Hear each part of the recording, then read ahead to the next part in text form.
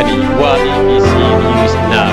Dawladda soo dhawaada warka maanta taariikhdu waa 1 Oktoobar 2025. Qodobada warkana waxaa ka mid ah madaxweyne ku-xigeenka Somaliland mudane Maxamed Cali Aw Cabdi ayaa waxa uu ka qayb galay xuska sanad guurada soddonaad ee ciidanka badda Somaliland. halkaasi oo ay ku soo bandhigeen ciidanku xirfadooda iyo waxa ay qabteen 30 sanadood.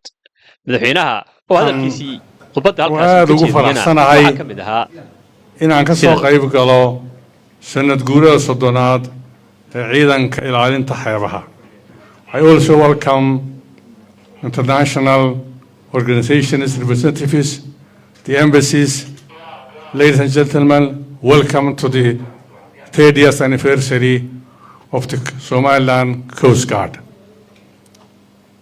waxay noo faahfaahiyey ciidanka ilaalinta xeebaha jamhuuriyadda Somaliland wixii uu qabtay sanadka documentary-gana waan ka daawanay.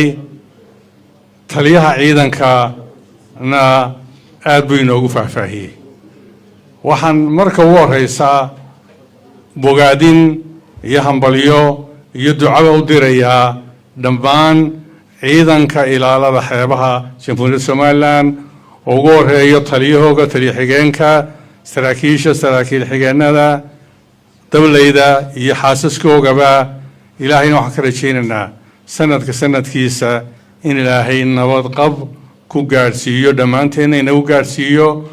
ciidankana waxaan u rajaynayaa guud ahaan horumar iyo inay noqdaan ciidan ka soo baxa sida haddaba ay ugu dadaaleen inay noqdaan ciidan lagu faa'iido oo Somaliland ku guulaysato. waxaan bogaadinayaa oo kale jaamacadda badda oo guddoomiyaheena halkan fadhiyo oo la tilmaamay waxqabadka ay u qabteen. adduunku badda waa khayraad ilaahay keeno.